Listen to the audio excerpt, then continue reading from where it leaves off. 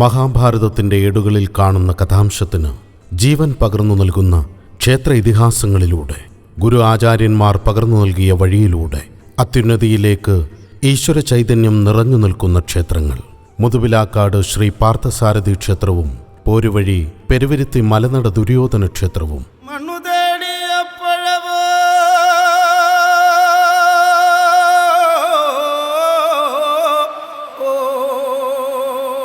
കൊല്ലം ജില്ലയിലെ കുന്നത്തൂർ താലൂക്ക് ചേര രാജവംശത്തിലെ ഉദയൻ ചേരൻ എന്ന രാജാവിൻ്റെ അധീനതയിലുള്ള ഭൂപ്രദേശമായിരുന്നു. അദ്ദേഹം പഞ്ചപാണ്ഡവരുമായി നല്ല ബന്ധം പുലർത്തിയിരുന്നു. കൂടാതെ ഒളിവ് ജീവിതകാലത്ത് പാണ്ഡവർക്ക് വേണ്ട സഹായങ്ങൾ ഒരുക്കിയിരുന്നു. പാണ്ഡവർ ഈ പ്രദേശത്തുണ്ടെന്ന് മനസ്സിലാക്കിയ കൗരവർ അവരെ അന്വേഷിച്ച് ഇവിടെ എത്തുകയും പല സ്ഥലങ്ങളിലും തെരച്ചിൽ നടത്തി ക്ഷീണിതനായ ദുര്യോധനൻ പോരുവഴി പെരുവിരുത്തി വയലരികിൽ വിശ്രമിച്ചു. ദാഹിച്ചു പരവശനായ ദുര്യോധനൻ മലനടക്കുന്നിന് വടക്ക് പടിഞ്ഞാറുള്ള കടുത്താശ്ശേരി കൊട്ടാരത്തിലെത്തി ദാഹജലം ആവശ്യപ്പെട്ടു. അവിടെ ഉണ്ടായിരുന്ന സ്ത്രീ ഒരു കുടം ചെത്തുകളാണ് നൽകിയത്.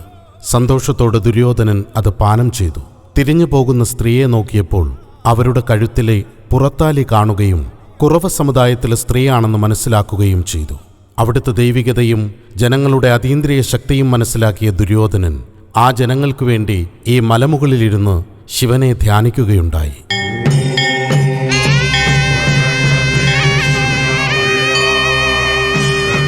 താൻ കുരുക്ഷേത്ര യുദ്ധാനന്തരം മീനമാസത്തിലെ 2-ാം വെള്ളിയാഴ്ച യുദ്ധത്തിൽ വിജയശ്രീലാളിതനായി തിരിച്ചുവരും. അന്ന് തനിക്കു വേണ്ടി മീനമാസം 1-ാം വെള്ളിയാഴ്ച മുതൽ സകലവിധ ഒരുക്കങ്ങളോടും കൂടി സ്വീകരിക്കാൻ കാത്തുനിൽക്കണം. 2-ാം വെള്ളിയാഴ്ച അർദ്ധരാത്രി വരെ തന്നെ കണ്ടില്ലെങ്കിൽ യുദ്ധത്തിൽ താൻ മരിച്ചതായി കണക്കാക്കി തനിക്ക് വേണ്ട ഉദകക്രിയകൾ നടത്തണമെന്ന് പറഞ്ഞ് ദുര്യോധനൻ ജനങ്ങളോട് യാത്ര ചോദിച്ച് മടങ്ങുകയായിരുന്നു. അതിൻ്റെ ഓർമ്മയ്ക്കായിട്ടാണ് മീനമാസം 1-ാം വെള്ളിയാഴ്ച കൊടിയേറി 8 ദിവസത്തെ ആഘോഷങ്ങളോടുകൂടി മീനമാസം 2-ാം വെള്ളിയാഴ്ച വലിയ കെട്ടുകാഴ്ചകളോടും ആചാരവെടിയോടും കൂടി ദുര്യോധനനെ വരവേൽക്കാനായാണ് വർണ്ണാഭമായ മലക്കുട മഹോത്സവം സാക്ഷ്യം വഹിക്കുന്നത്. ജാതിമത ഭേദമന്യേ സമസ്ത ജനങ്ങൾക്കും ആരാധന നടത്താൻ കഴിയുന്ന ക്ഷേത്രമാണ് പോരുവഴി പെരുവിരുത്തി മലനട ദുര്യോധന ക്ഷേത്രം. ഇവിടെ ദ്രാവിഡ സംസ്കാര പൂജാദികൾ നടത്തിവരുന്നു. കള്ള് പ്രധാന വഴിപാടാണ്. അടുക്ക്, കോഴി, കാള, ആട് മുതലായവ വഴിപാടിൽ പ്രധാനപ്പെട്ടതാകുന്നു. ദുര്യോധനനെ അപ്പൂപ്പനായാണ് സങ്കല്പിക്കുന്നത്. 18 ദിവസത്തെ യുദ്ധകാകളം മുഴങ്ങി തൻ്റെ വിജയമുറപ്പിച്ച് കുരുക്ഷേത്ര ഭൂമിയിലിറങ്ങിയ ദുര്യോധനന് നേരിടേണ്ടി വന്നത് യോദ്ധാക്കൾ ഓരോന്നായി രണഭൂമിയിൽ വീരമൃത്യു വരിച്ചു.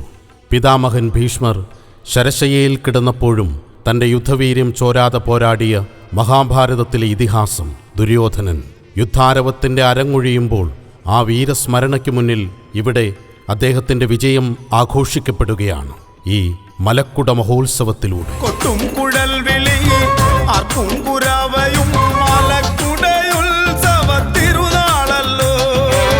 മുതുവിലാക്കാട് ശ്രീ പാർത്ഥസാരഥി ക്ഷേത്ര ചരിത്രത്തിൽ ഒഴിച്ചുകൂടാനാകാത്ത മഹൽ വ്യക്തിത്വം ചേന്നമംഗലത്ത് മഠം ബ്രഹ്മശ്രീ നീലകണ്ഠര്.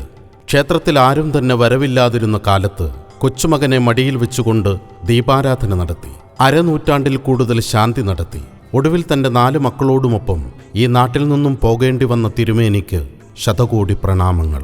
അന്ന് അദ്ദേഹത്തോടൊപ്പം തിരുമേനിയുടെ സന്തത സഹചാരിയായി കൂടെ നിന്ന് ദീപാരാധനയ്ക്ക് ക്ഷേത്രകവാടം അടച്ചു തുറക്കണമെന്ന് ശംഖ് വിളിച്ച് അറിയിപ്പ് കൊടുക്കുന്ന വയോധികനായ രാമൻ പണിക്കരെയും ഈ അവസരത്തിൽ സ്മരിച്ചുകൊള്ളുന്നു.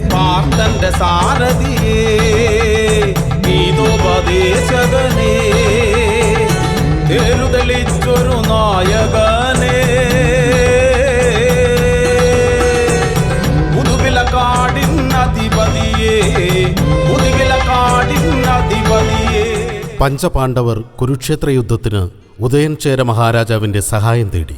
രാജാവ് തൻ്റെ സൈന്യവും യുദ്ധസമയത്ത് അവർക്ക് വേണ്ടുന്ന ഭക്ഷണവും നൽകി പ്രശംസയ്ക്ക് പാത്രമായി. യുദ്ധാനന്തരം പാണ്ഡവർ ഉദയൻ ചേര മഹാരാജാവിനെ കാണാനെത്തുകയും ശ്രീ പാർത്ഥസാരഥി ഗീതോപദേശകനായിട്ടുള്ള വിഗ്രഹം നൽകി അനുഗ്രഹിച്ച് യാത്രയാവുകയും ചെയ്തു.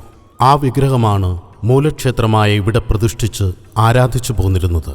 കിഴക്ക് ഭാഗത്ത് 100 മീറ്റർ അകലെ ആറാട്ടുകുളവും സ്ഥിതി ചെയ്യുന്നു. ഇവിടെയാണ് ഇപ്പോഴും ഭഗവാന്റെ ആറാട്ട് നടത്തുന്നത്. അധിനിവേശ സമയത്ത് ക്ഷേത്രം ജീർണാവസ്ഥയിലെത്തുകയും കാലാന്തരത്തിൽ പരിപാലിക്കാൻ ആരുമില്ലാതെ കാടുമൂടപ്പെടുകയുമുണ്ടായി.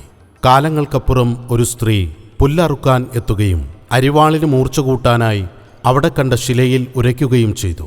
ആ ശിലയിൽ നിന്ന് രക്തം വാർന്നത് കണ്ട സ്ത്രീ ഭയവിഹുലയായി ഈ വിവരം ഭാര്യവീട്ടിൽ കുടുംബാംഗത്തെ അറിയിക്കുകയും പൊതുജനങ്ങളെത്തി ആ വിഗ്രഹം എടുക്കുകയും ചെയ്തു. ഭഗവാന്റെ മുതുകിലായിരുന്നു അരിവാൾ ഉരച്ചത്. മുതുകിൽപ്പാട് കാലാന്തരത്തിൽ മുതുപിലാക്കാടായെന്ന് ഒരു ഐതിഹ്യമുണ്ട്. മറ്റൊരു ചരിത്രമുള്ളത് ഭഗവാന്റെ ഈ വിഗ്രഹം സൂക്ഷിച്ചത് ഭാര്യവീട്ടിൽ കുടുംബത്തായിരുന്നു. പ്രമാണിമാർ ഒത്തുചേർന്ന് ഉയർന്ന പ്രദേശത്ത് ക്ഷേത്രം നിർമ്മിക്കാൻ തീരുമാനിക്കുകയും ഇപ്പോൾ ക്ഷേത്രം സ്ഥിതി ചെയ്യുന്ന ഈ സ്ഥലം തിരഞ്ഞെടുക്കുകയുമായിരുന്നു. ഈ സ്ഥലത്ത് തെക്കുകിഴക്ക് ഭാഗത്തായി അകം പൊള്ളയോടുകൂടിയ ഒരു വലിയ പിലാവുണ്ടായിരുന്നു. നാട്ടുകാർ ഇതിനെ മുതുപ്ലാവ് എന്നാണ് വിളിച്ചിരുന്നത്. അവിടുത്തെ കാട് വെട്ടിത്തെളിച്ചാണ് ക്ഷേത്രനിർമ്മിതി തുടങ്ങിയത്. മുതുപ്ലാവും കാടും മുതുപിലാക്കാടായെന്നാണ് പറയപ്പെടുന്നത്. ഈ പ്ലാവിൽ യക്ഷിസാന്നിധ്യം മനസ്സിലാക്കിയ യോഗിവര്യന്മാർ ക്ഷേത്രം പണിത് യക്ഷിയമ്മയെ ക്ഷേത്രത്തിനകത്ത് കുടിയിരുത്തുകയായിരുന്നു. പിന്നീടാണ് ക്ഷേത്രത്തിനു വെളിയിൽ വടക്കു പടിഞ്ഞാറ് ഭാഗത്ത് കുടിയിരുത്തിയത്. പുരാണ ഇതിഹാസങ്ങളിൽ ശാസ്താരം എന്ന വാക്ക് കാവൽ ദൈവത്തെ സൂചിപ്പിക്കുന്നു. ശാസ്താവിൽ ശിവചൈതന്യവും വിഷ്ണു ചൈതന്യവും സംഗമിക്കുന്നു. ഇവിടെ ശാസ്താ ചൈതന്യം വരാനുള്ള കാരണം മറ്റൊന്നല്ല. ശിവചൈതന്യം ക്ഷേത്രത്തിന് കിഴക്ക് ഭാഗത്ത് ആചരിക്കപ്പെടുന്നതായി അഷ്ടമംഗല ദേവപ്രശ്നത്തിൽ തെളിഞ്ഞതാകുന്നു. ആദ്യകാലത്ത് ക്ഷേത്ര ഉടമസ്ഥതയും ഭരണകാര്യവും നിക്ഷിപ്തമായിരുന്നത് ഇന്ന് കൈവിടയാൻ സങ്കല്പത്തിൽ ആചരിച്ചു വരുന്ന മാനുഷിക രൂപം ഭാര്യവീട്ടിൽ കുടുംബാംഗമായിരുന്നു. തൊളിക്കൽ വരെ പരന്നുകിടന്ന ക്ഷേത്രഭൂസ്വത്ത് സംരക്ഷിക്കാൻ അദ്ദേഹം ഒറ്റയ്ക്ക് പൊരുതുകയായിരുന്നു. പലരും കൈവശപ്പെടുത്താൻ നോക്കിയത് തടഞ്ഞതിൻ്റെ ഫലമായി താൻ പരാജയപ്പെടുമെന്ന് മനസ്സിലാക്കിയ അദ്ദേഹം തൊളിക്കൽ വയലിറമ്പിൽ വെച്ച് കടാര നെഞ്ചിൽ കുത്തിയിറക്കി ദേവന്റെ മുമ്പിലേക്ക് എത്തുകയാണുണ്ടായത്. ക്ഷേത്രത്തിന് പ്രധാന കൽപ്പടവുകൾക്ക് മുകളിൽ ഇടതുഭാഗത്തായി നിന്നിരുന്ന, അതായത് ഭഗവാന് വലതുഭാഗത്തായുള്ള വലിയ പനമരത്തിൻ്റെ ചുവട്ടിൽ വീണ് അദ്ദേഹം ജീവൻ വെടിഞ്ഞു. ആ സ്ഥാനം ഏറെ നാൾ കഴിവിടയാൻ സങ്കല്പത്തിൽ ആചരിച്ചു പോന്നിരുന്നു. ഇന്ന് കന്നിമൂല ഭാഗത്തായി പ്രതിഷ്ഠിച്ചിരിക്കുന്നു. ക്ഷേത്ര പൂജാതി കാര്യങ്ങൾക്കായി ഭാര്യവീട്ടിൽ കുടുംബക്കാർ കൊണ്ടുവന്ന ചവറയിൽ നിന്നും വന്ന ബ്രഹ്മചാരിയായ ബ്രാഹ്മണ തിരുമേനി ഭഗവാനിൽ ലയിച്ചതിൻ്റെ പ്രതിരൂപമാണ് ഇന്ന് ആചരിച്ചു വരുന്ന ബ്രഹ്മരക്ഷസ്. ഭഗവാന്റെ തിരുവുത്സവം കൊണ്ടാടുന്നത് മീനമാസത്തിലെ രോഹിണി നക്ഷത്രത്തിലാണ്. 8 ദിവസത്തെ ഉത്സവമാണ് ഇവിടെ അരങ്ങേറുന്നത്. കൊടിയേറുന്നതിനു മുമ്പ് തന്നെ ദേശദേവൻ പറയെഴുന്നള്ളത്തിന് പുറപ്പെട്ട് തൻ്റെ ഭക്തരെ കണ്ട് അനുഗ്രഹം നൽകുന്നു. തൃക്കൊടിയേറുന്നതോടെ ഉത്സവ മാമാങ്കം കൊട്ടിക്കയറുകയായി. തിരുവുത്സവത്തിൻ്റെ തലേന്ന് ഭഗവാൻ പള്ളിവേട്ടയ്ക്കിറങ്ങുന്നു. ഹിംസമൃഗങ്ങളിൽ നിന്ന് ജനങ്ങളെ രക്ഷിക്കുന്നതിനായി ദേശദേവൻ നേരിട്ട് നായാട്ടു നടത്തുന്നതിൻ്റെ സങ്കല്പമാണ് പള്ളിവേട്ട. ക്ഷേത്രത്തിലേക്ക് തിരികെ എത്തുന്ന ഭഗവാന് പ്രകൃതി തന്നെ ഊഷ്മളമായ എതിരേൽപ്പാണ് ഒരുക്കുന്നത്. ഇളങ്കാറ്റിൽ ആലിലകൾ ഇളകിമറിഞ്ഞ് സന്തോഷത്തിൻ്റെ പൂമഴ ചൊരിഞ്ഞ് ശ്രീകോവിലിലേക്ക് പോകുന്ന ഭഗവാന്റെ ചൈതന്യ രൂപം കണ്ട് ഭക്തജനങ്ങൾ അനുഗ്രഹീതരാകുന്നു. ഭഗവാന്റെ തിരുവുത്സവനാൾ ഋഷഭരാജ സൂര്യന്മാർ ഒന്നൊന്നായി അണിനിരക്കുന്ന മാമാങ്കം.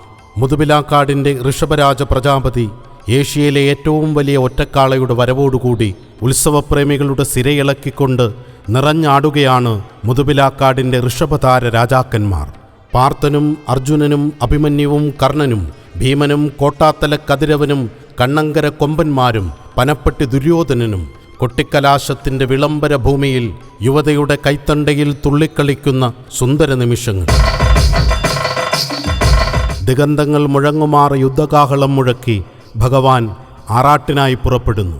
സർപ്പക്കാവിൽ നാഗദൈവങ്ങളെ കണ്ട് മൂലക്ഷേത്രത്തിൽ വണങ്ങി ആറാട്ടുകുളത്തിലേക്ക് വർണ്ണാഭമായ ഘോഷയാത്രയോടുകൂടി ആനയിച്ചു കൊണ്ടുപോകുന്നു.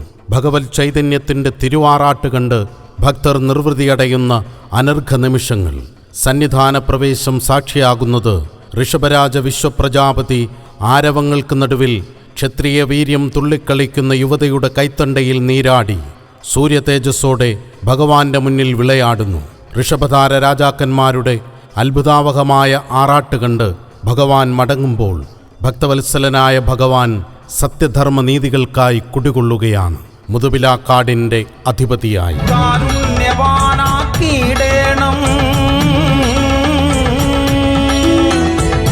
സത്യധർമ്മ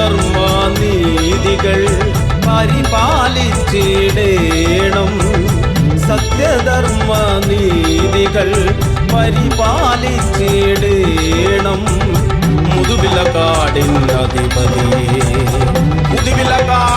അധിപതിയേ ഭക്തന്റെ സാരഥിയേ